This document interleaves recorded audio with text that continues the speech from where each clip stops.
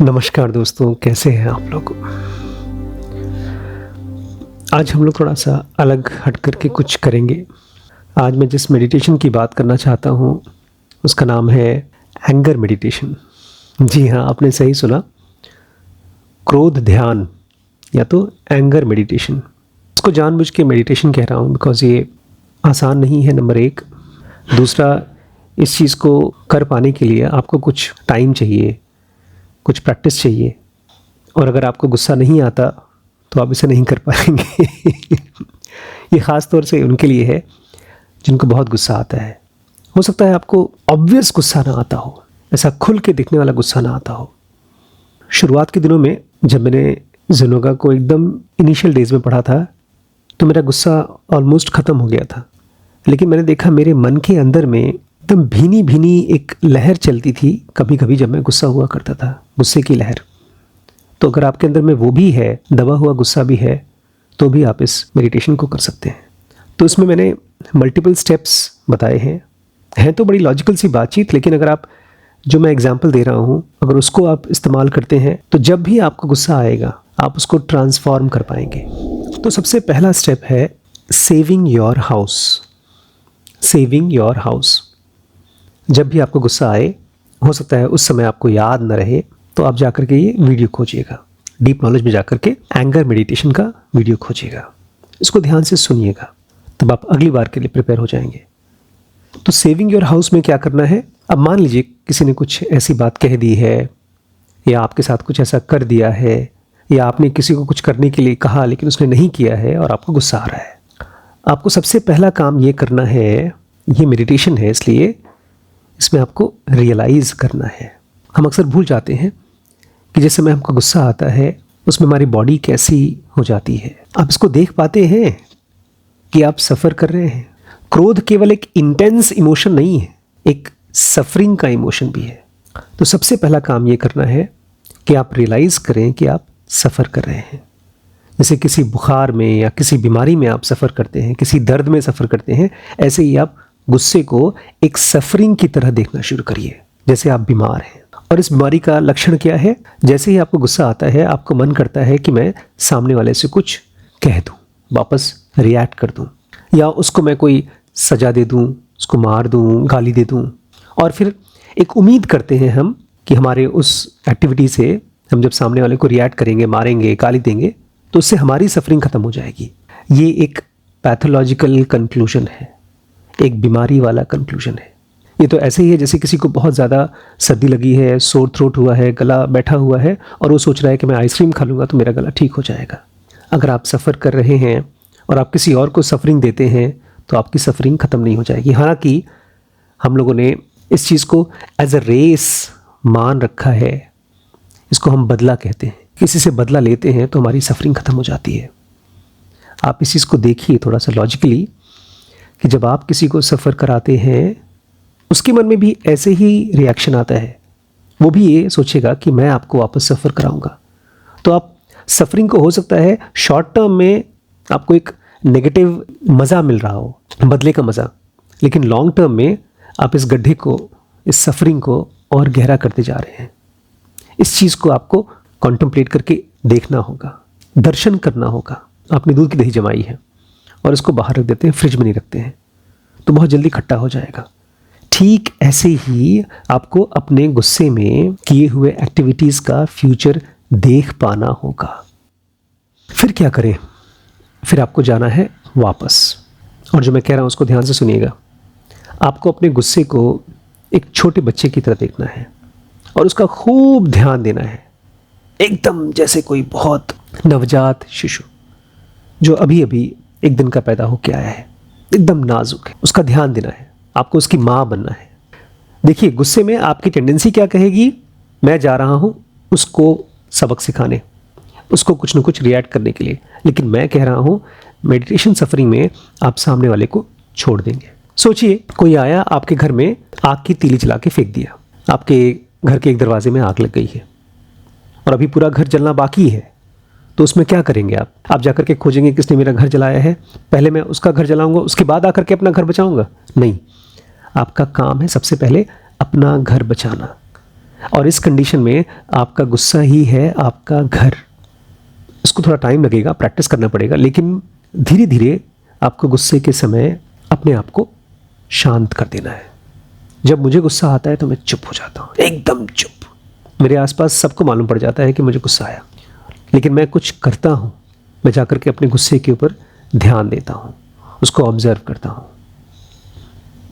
अब आप पहुँच गए हैं सेकंड स्टेज पर। इसको मैं कहता हूँ tools for cooling the flame, वो औजार जिसके ज़रिए आपका गुस्से का फ्लेम शांत होगा। Tools for cooling the flames. ये बात कोई नई बात नहीं है, लेकिन गुस्से को शांत करने वाला जो सबसे पावरफुल टूल है वो है आपका अवेयरनेस। आग कितनी भी बड़ी हो, खूब तेज़ी से ज्वाला जल रही हो, लेकिन उसमें आप अगर पानी का एक एक कतरा डालते रहेंगे तो आग धीरे धीरे बुझती जाती है। अभी आपके पास ढेर सारा पानी नहीं है, बाल्टी भर के पानी नहीं है, लेकिन जो भी थोड़ा बहुत अवेयरनेस है, मैं पानी से मैं अवेयरनेस को जोड़ रहा हूँ। आपके पास बहुत थोड़ी सी अवेयरनेस है, आपको पता है आपको गुस्सा आ रहा है, उस अवेयरनेस से आप गुस्से के ऊपर थोड़ा थोड़ा ठंडा करिए उसको। ये बुद्ध थे जिन्होंने पहली बार कहा, जब कोई हमको कुछ बुरा भला कहता है उसकी सज़ा हम खुद को ही देते हैं। क्रोध एक तरह से सज़ा है। तो एक तरफ आपकी अवेयरनेस है जो बहुत थोड़ी थोड़ी है, गुस्सा बहुत ज़्यादा है। अब इस अवेयरनेस को बढ़ाने के लिए एक और फ्रेंड को बुला लीजिए आप, और वो है आपकी ब्रीदिंग, डीप ब्रीदिंग। यूजुअली मैं क्या करता हूँ, जिस समय मुझे बहुत गुस्सा आता है, खैर अब तो कई महीनों से नहीं आया, लेकिन जब भी आता है मैं सारे काम धाम छोड़ देता हूँ और मैं बैठ जाता हूँ गुस्से के साथ, उसको ध्यान देता रहता हूँ और अपनी सांस को गहरी कर लेता हूँ, गहरी कर लेता हूँ। अभी मेरी ये चिंता नहीं है कि फटाफट मेरा गुस्सा ख़त्म हो जाए, नहीं। गुस्सा तो मेरा बच्चे की तरह है, मुझे उसको संभालना है, उसको समझना है, उसको ट्रांसफॉर्म करना है। यही नई बात मैं सिखा रहा हूँ आपको। आज मैं आपको ये नहीं बता रहा हूँ कैसे गुस्से को ख़त्म करें, कैसे गुस्से को दबा दें, कैसे उसको सप्रेस करें ना। मैं चाहता हूँ आप गुस्से को ट्रांसफॉर्म करें। बहुत से लोग हैं गुस्से के दौरान अपने गुरु का नाम जपते हैं, प्रार्थना करते हैं। अभी रिसेंटली मैं एक भाई साहब से मिल रहा था, तो गुस्से के समय वो चाय पीते थे। बोलते हैं गर्म चाय पीने से उनका दिमाग ठंडा हो जाता है। वो बता रहे थे कि उन्होंने कहीं वीडियो में देखा था, दालचीनी और अदरक और इलायची, अगर इन 3 चीज़ों को डाल करके आप चाय बनाएं तो चाय बड़ी टेस्टी बनती है और हेल्दी भी होती है, सो कॉल्ड। बट मैं आपको सजेशन देना चाहता हूँ, अगर आप चाय पीना ही चाहते हैं तो उसमें शुगर मत डालिए, उसकी जगह आप गुड़ डाल सकते हैं। मैं शुगर को वाइट पॉइजन कहता हूँ। खैर, हम लोग डिस्ट्रैक्ट हो गए। आपको अपने गुस्से को एक बच्चे की तरह अपनी गोद में रखना है और उसको ध्यान देना है, और इसमें आपकी मदद आपका अवेयरनेस कर रहा है और आपकी सांस। अब तीसरा स्टेप है, what do we look like when we are angry. आपको गुस्से के बाद या गुस्से के दौरान अपनी शक्ल देखनी है कि आप दिखते कैसे हैं। मेडिटेशन मतलब बहुत गहरा ऑब्जर्वेशन। हम जिस समय परेशान होते हैं, गुस्से में होते हैं, हमारे फेस के मसल्स ऐसे हो जाते हैं कि हम बदसूरत दिखाई देते हैं। जिन लोगों को बहुत समय तक गुस्सा आता है, कंटिन्यूसली, क्रॉनिकली, उनके चेहरे में ऐसी झुर्रियाँ पड़ जाती हैं कि वो क्रॉनिकली गुस्से वाले दिखाई देते हैं, दुखी दिखाई देते हैं। आपके चेहरे के मसल्स टेंस हो जाते हैं, स्माइलिंग मसल्स कम हो जाते हैं। इसलिए जैसे ही आप शीशे में देखें, कोशिश करिए स्माइल करने का। मुझे पता है मुश्किल है, लेकिन अकेले बाथरूम में चले जाइए, शीशे में देखिए, गुस्से में अपने चेहरे को देखिए, रियलाइज़ करिए कि आप गुस्से में कैसे दिखाई देते हैं। अगर आपके पास कैमरा है तो फ़ोटो खींच लीजिए अपनी, और अपने आप को ऐसे देखिए जैसे कोई और। आप जानते हैं क्या हो रहा है आपके साथ? आपने सामने वाले को छोड़ दिया। आप अपने गुस्से में इंटरेस्टेड हैं, आप अपने आप में इंटरेस्टेड हैं, आपको पता भी नहीं है आपने मेडिटेशन का प्रोसेस चालू कर दिया है। कृष्णमूर्ति कहते ना, हम रिश्तों के ज़रिए अपने आप को समझते हैं। अगर आप इसको ट्राई नहीं करते हैं तो आपका गुस्सा आपको बहुत दूर लेके चला जाएगा। जैसे आपका घर जल रहा है और आप कहीं बहुत दूर चले गए हैं। अपने चेहरे को देखते रहिए, देखते रहिए, जितना देर तक देख सकते हैं। गुस्से के दौरान अपने शीशे में अपने आप को देखिए। फिर आप आ जाते हैं नेक्स्ट स्टेज पे। इसका नाम है embracing anger with sunshine of awareness. अगर आप अपने आप को शीशे में देख रहे हैं तो आपको पता भी नहीं चल रहा है, लेकिन धीरे धीरे आपका अवेयरनेस आपके गुस्से से बड़ा होते जा रहा है। अब तक आप छोटे से थे, आपका अवेयरनेस छोटा सा था, गुस्सा बड़ा था, लेकिन जब आपने अपने आप को ऑब्जर्व करना शुरू किया, सांस को गहरा करना शुरू किया, आपकी अवेयरनेस बढ़ती जाती है। अब आपके पास अवेयरनेस का दिया नहीं, अवेयरनेस की एक जलती हुई लौ, कहना चाहिए सूरज की चमक आ गई है। अब आप अपने गुस्से को एम्ब्रेस करिए। एम्ब्रेस करने का मतलब है जैसे एक माँ एक बच्चे को गोद में लेती है, लेकिन माँ किसी और के बच्चे को गोद में नहीं ले पाती, वो अपने बच्चे को गोद में लेती है। आपको ये मानना पड़ेगा कि चाहे गुस्सा ही है लेकिन ये मेरा अपना बच्चा है। हालांकि ये बदसूरत बच्चा है, मुझे पसंद नहीं है, लेकिन फिर भी मेरा बच्चा है। जैसे सूरज की रोशनी पड़ती है सभी पौधों पे, चाहे वो फल देने वाले पौधे हों, चाहे जहरीले पौधे हों, बट सूरज कभी भी कंजूसी नहीं करता, वो सबको अपनी रोशनी देता है, अपना नरिशमेंट देता है। आपको भी ध्यान देना है, आपके अंदर में जो कोई भी इमोशन आता है, चाहे वो खुशी का हो, चाहे दुख का हो, चाहे एक्साइटमेंट का हो, चाहे डिप्रेशन का हो, it deserves your embracement, it deserves your awareness. अपने मन के अंदर में अपने गुस्से को अपना मानना शुरू कर देंगे, धीरे धीरे आपकी बॉडी का स्ट्रक्चर बदलना शुरू हो जाएगा, फिजियोलॉजी बदलना शुरू हो जाएगी, और वहीं से ट्रांसफॉर्मेशन शुरू हो जाता है। आपका जो गुस्सा है ना, एक फूल की तरह है और वो बंधा हुआ है। देखा नहीं, कंस्ट्रिक्टेड होता है। एंगर के दौरान हमारा माइंड ऐसा लगता है ऐसे बंधा हुआ है, संकुचित होता है, और उसको जब अवेयरनेस मिलती है तो खिलने लगता है। शुरू शुरू में हो सकता है आपको समझ में नहीं आएगा गुस्सा क्यों आया है, लेकिन जब वो खुलता है, खिलता है, तो आप अपने गुस्से से इंसाइट्स ले पाते हैं कि बहुत गहरे में किस चीज़ के साथ आपकी वासना जुड़ी है, कौन सी चीज़ है जिसको आप अपना मानते हैं, और वही चीज़ शायद आपको इस फिजिकल वर्ल्ड में लॉक करके रखी हुई है। 10 से 15 मिनट तक अगर आप अपने एंगर के साथ बैठ जाएं, लेट जाएं, वॉक करते रहें, किसी से बात ना करें, तो आपका एंगर आपको अपने वो रूप दिखाएगा जो खाली आपको शॉक नहीं करेंगे, वो आपको एनलाइटेंड करेंगे, ढेर सारी इंसाइट्स देंगे। मैंने देखा, मेरे बहुत से ऐसे फ्रेंड्स थे जिनके साथ मैंने अजीबोगरीब टाइप के रिलेशनशिप बना रखे थे। मेंटली वो तो मेरे पास है ही नहीं, हमारे दिमाग में हम दूसरों के साथ अजीबोगरीब तरीके से गांठें बना के बैठते हैं, और वो गांठ ही गुस्से का कारण होती है, लेकिन वो पता नहीं चलता क्योंकि हमने उसको कभी भी वो रोशनी नहीं दी, अवेयरनेस की रोशनी। तो जिस समय आप अपने गुस्से को बच्चे की तरह अपनी गोद में बैठाए हैं, मतलब उसके साथ हैं, उसको देख रहे हैं, अपनी सांस गहरी कर रहे हैं, आप उसकी स्टोरी सुनना चाहते हैं। जैसे एक माँ अपने बच्चे से पूछती है, बता बेटा क्या प्रॉब्लम है तुझे। इसके बाद नेक्स्ट स्टेप है कुकिंग एंगर।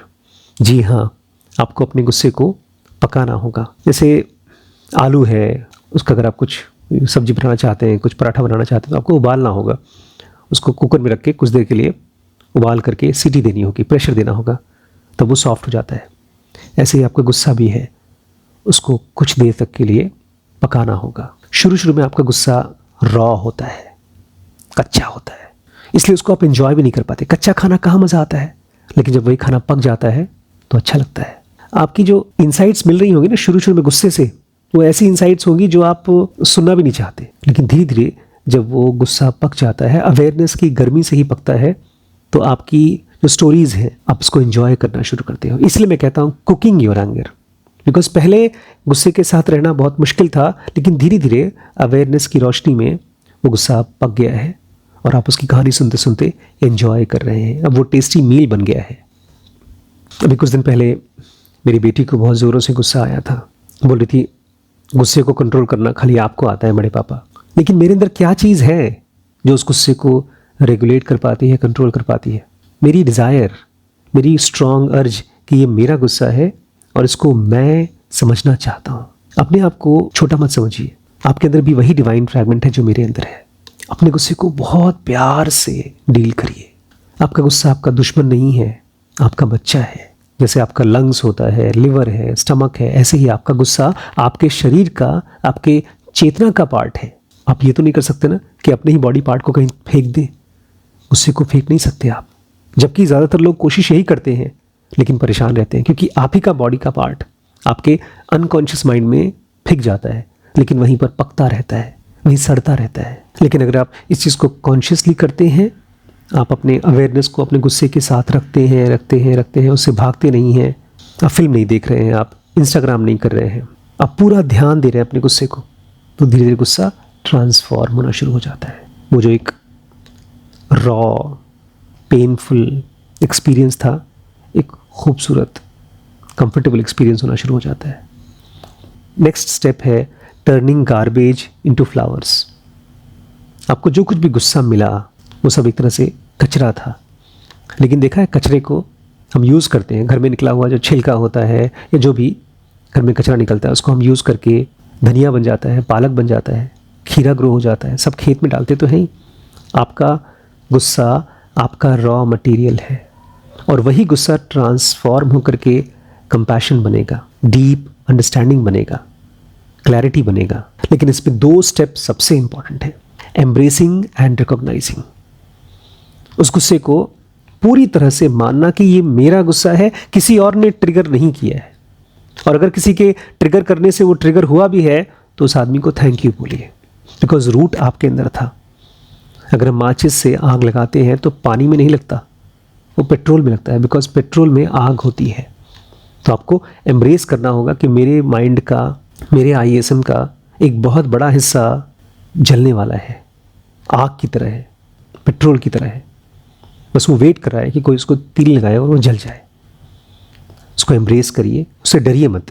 अपने आप से कहिए, मैं जानता हूँ गुस्सा है मेरे अंदर में, लेकिन मैं उसको बहुत प्यार से जीना चाहता हूँ, समझना चाहता हूँ।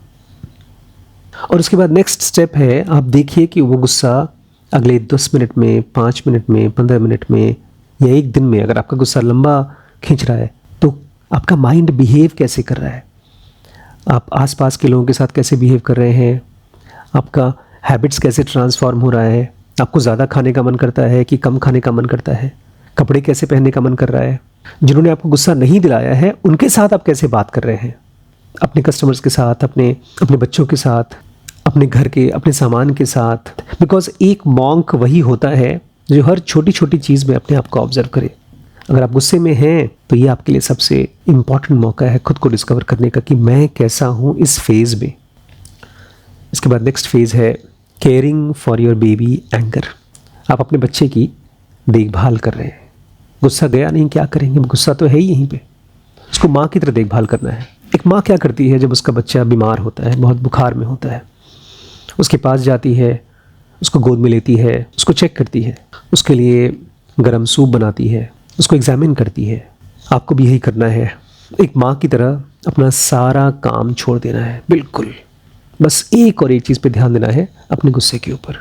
और पता है जब आप एक माँ की तरह अपने गुस्से को गोद में लेंगे तो गुस्सा भी खुलेगा, वो भी रिलैक्स करेगा। आप देख रहे हैं क्या हो रहा है, धीरे धीरे आप इस गुस्से को एक ऑर्गेनिज्म की तरह देख पा रहे हैं, एक अलग जीव की तरह। हालांकि आपकी ही बॉडी का पार्ट है, लेकिन आपके बॉडी का पार्ट है, आपका पार्ट नहीं है। आप जानते हैं ना, आप इस बॉडी से अलग कुछ और हैं, आप डिवाइन फ्रैगमेंट हैं। और जो कुछ भी मैं बता रहा हूँ ये सब आप इसीलिए कर पाएंगे क्योंकि आप गुस्सा नहीं हैं, आप गुस्से के गार्जियन हैं, उसकी मदर हैं।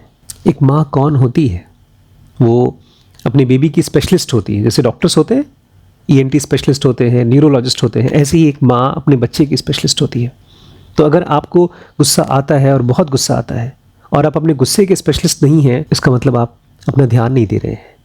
और जब मैं कहता हूँ गुस्से का स्पेशलिस्ट, मतलब आपको जानना है कि इस गुस्से का रूट क्या है, उसका जड़ क्या है। जैसे कोई बच्चा रो रहा है, चीख रहा है, बीमार है, तो बीमारी का कारण क्या है, उसका पेट दर्द है कि उसको खांसी आ रही है, कहीं चोट लग गई है, कहीं कोई फोड़ा हो गया है। ऐसे ही आपको अपने गुस्से को पहचानना है कि इसका रूट क्या है, इसका सोर्स क्या है। प्लस एक डॉक्टर जैसे एक पेशेंट को देखता है और जानता है कि इस बीमारी का फ्यूचर क्या है, इसका सिम्टम्स क्या है, और जब मैं इसको दवाई दूंगा तो ये कितने दिन में ठीक होगा, और जब ठीक होगा तो कौन कौन से पैरामीटर्स हैं जिसके ज़रिए मुझे पता चलेगा कि ये ठीक हो रहा है। आपको भी अपने गुस्से को धीरे धीरे प्रिडिक्टेबल बनाना है ताकि आपको मालूम पड़ जाए, अच्छा ठीक है मेरा गुस्सा आया है, फर्स्ट फेज़ में ऐसा होगा, सेकंड फेज़ में ऐसा होगा, फिर 2 दिन के अंदर ऐसा हो जाएगा। जैसे आप कोई कार चलाते हैं, बाइक चलाते हैं, साइकिल चलाते हैं, आपको पता है ना कैसे आप बैठेंगे, कैसे स्टीयरिंग चालू करेंगे, कैसे स्टार्ट करेंगे, कैसे गियर लगाएंगे और कैसे एक्सीलरेटर दबाएंगे और गाड़ी लेके चले जाएंगे। आप हर एक स्टेप को पहले से जानते हैं क्योंकि आपने उसको जिया है, उसको समझा है। गुस्से को भी आपको एक व्हीकल की तरह समझना है ताकि जब वो आए तो आप उसको राइड कर सकें, ना कि वो आपको राइड करे। इसी में एक स्टेप है होल्डिंग योर बेबी। ये मेरा फेवरेट स्टेप है क्योंकि जब मैं गुस्से में होता हूँ, जब भी अब तो बहुत टाइम से नहीं हूँ, लेकिन जब भी मैं गुस्से में होता हूँ ना, मैं उसको ऐसे संभाल के रखता हूँ जैसे एक दिया, आंधी में चलने वाला दिया। आंधी होती है थॉट्स, जो बताती है कि इसने किया, इसकी वजह से हुआ, इसे ये करना चाहिए था, अब जाओ, मैं इसके साथ बात नहीं करूँगा, आज से मेरा इसका रिश्ता ख़त्म हो गया। ये सब आंधी है, और आपका गुस्सा उसके एकदम सेंटर में है। असल में गुस्सा एक रियलिटी है, इस दुनिया की रियलिटी। चीज़ें वैसी है नहीं जैसी हम सोचते हैं। इस दुनिया में हर चीज़ अनसर्टन है, हर चीज़ टेम्पररी है, हर चीज़ पेनफुल है। तो जब हमारे मन की कोई चीज़ नहीं होती है तो हमको एक रियलिटी का सामना करना पड़ता है, लेकिन हमारा मन उसको पहचानने को तैयार नहीं है। जिस समय आप जोर से ढेर सारे थॉट्स की आंधी में हैं, उसके सेंटर में एक रियलिटी है, एक फैक्ट है। आप जिससे जो एक्सपेक्ट कर रहे थे, अगर उसने वो काम नहीं किया, इसका मतलब उस आदमी की गलती नहीं है, वो दुनिया का नेचर ही ऐसा है। अभी रिसेंटली मैंने एक नया फ़ोन खरीदा था अपने बच्चे के लिए। आज लिया और शाम तक वो टूट गया, उसका एक बड़ा सा क्रैक आ गया। महंगा फ़ोन था, वो एक रियलिटी थी, उसका नेचर था। तो गुस्से को एक बच्चे की तरह अपनी गोद में रखना है। होल्ड योर बेबी, उसको संभालना आना चाहिए आपको। पूरा ध्यान आपका उस सेंटर में होना चाहिए, ना कि उसमें से निकलने वाले थॉट्स पे। अगर पूरी गहराई के साथ, अपने ध्यान के साथ उस गुस्से के पास है, लेकिन गुस्से में इन्वॉल्व नहीं है, उसमें बह नहीं गए, तो धीरे धीरे गुस्सा, जो बच्चे जैसा है गुस्सा, वो चीखना बंद कर देता है, उसमें से शोर आना बंद हो जाता है, वो एक खिलखिलाने वाला बच्चा हो जाता है। तब वो आपको बताता है कि उसकी प्रॉब्लम क्या है। उसको मैं कहता हूँ discovering the true nature of your anger, कि आपके एंगर का ट्रू नेचर क्या है। बिकॉज एंगर भी हमारे कॉन्शियसनेस से जुड़ा हुआ है। ऑलमोस्ट हर चीज़ हमारे कॉन्शियसनेस का पार्ट है। हम किसी भी एक इमोशन को पकड़ते हैं, एक थॉट को पकड़ते हैं, एक एक्टिविटी को पकड़ते हैं और उसके साथ रहते हैं बिना डिस्ट्रैक्ट हुए, तो वो हमें कहीं और नहीं, हमारे ही कॉन्शियसनेस तक पहुंचाता है। और आप देखेंगे ये गुस्सा आपके अंदर में खूबसूरत फूल बन गया है। लेकिन अभी कंप्लीट नहीं हुआ है मेडिटेशन, अभी 1-2 स्टेप और इम्पॉर्टेंट बाकी हैं। नेक्स्ट स्टेप है हेल्पिंग नॉट पनिशिंग। जिसने आपको गुस्सा दिलाया है उसके साथ क्या करेंगे। आमतौर पे जो मैं बता रहा हूँ वो करने के लिए आपको बहुत महान होना पड़ेगा। ऐसा लोग कहते हैं कि आप अगर कोई बहुत महान आदमी है तब जाकर के सामने वाले को माफ़ कर सकता है, लेकिन मैं यहाँ पर माफ़ करने की बात नहीं कर रहा हूँ। अगर किसी ने आपको गुस्सा दिलाया है तो वो खुद परेशान है, उसको हेल्प चाहिए।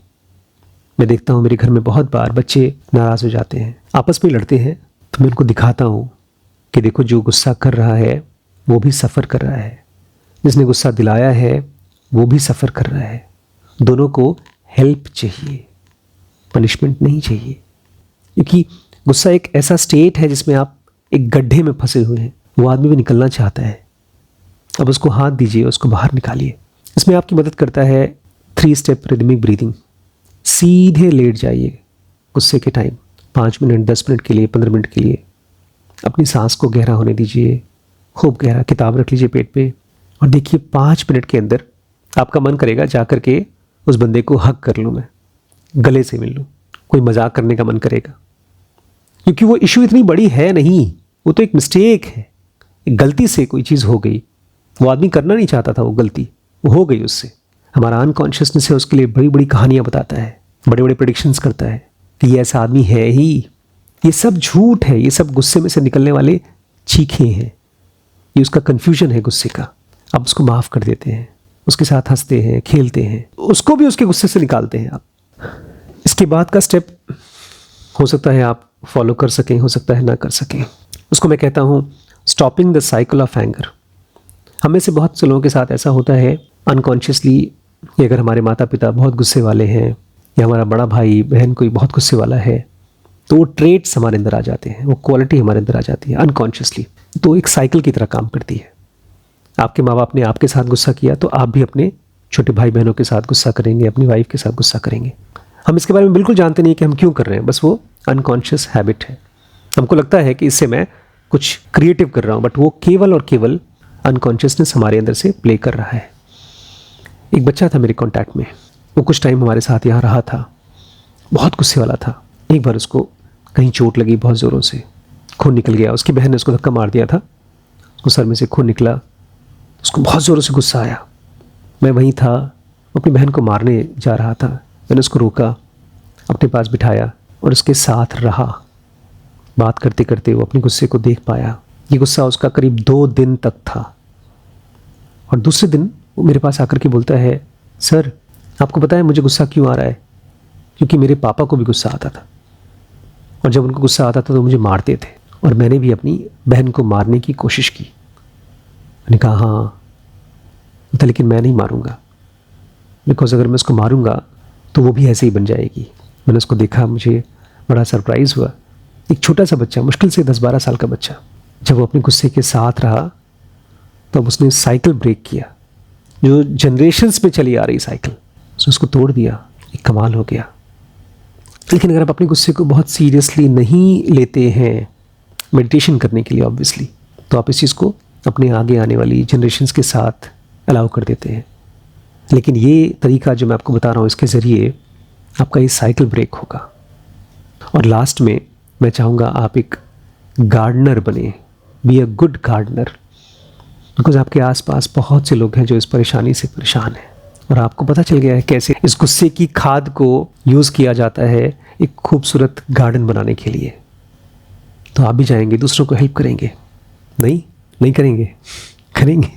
आप रोक ही नहीं पाएंगे अपने आप को, बिकॉज हमारी एनर्जी इतनी स्ट्रांग हो जाती है, जब गुस्से की एनर्जी जब ट्रांसफॉर्म होती है और वो बाहर निकलती है तो इतनी ज़्यादा स्ट्रांग हो जाती है कि आप कुछ ना कुछ करना चाहते हो। इसी को कृष्णा जी कहा करते थे, when you see you do. Usually हम दूसरों को हेल्प नहीं करते क्योंकि हमको खुद नहीं पता हम अपने आप को हेल्प कैसे करें। बट अब आपके पास एक टूल है, एंगर मेडिटेशन का टूल है। इसको ट्राई करेंगे ना आप? कमेंट करके बताइएगा गुस्से में आपने इसको यूज़ किया, कैसा लगा, क्या हुआ, कौन सी बात है जो आपको गुस्सा दिलाती है। आपके घर में किसी को अगर बहुत ज़्यादा गुस्सा आता है तो ऑब्जर्व करिए, देखिए, एक जर्नल रखिए अपने पास, उसमें डेट लिखिए कि इस दिन मुझे इस बात से बहुत ज़्यादा क्रोध आया था। फिर जब उसमें से आप निकल जाएं तो फिर से एंट्री करिए कि अब मैं उसमें से बाहर निकल गया हूँ। बहुत जल्दी हम लोग आपके लिए एक बहुत ही नया सरप्राइज़ लेकर आने वाले हैं, तो अपने आस पड़ोस में लोगों से ये वीडियो शेयर करिएगा, हो सकता है उनको भी हेल्प मिल जाए। आप ट्राई करिएगा, मुझे बताइएगा आप, ठीक है?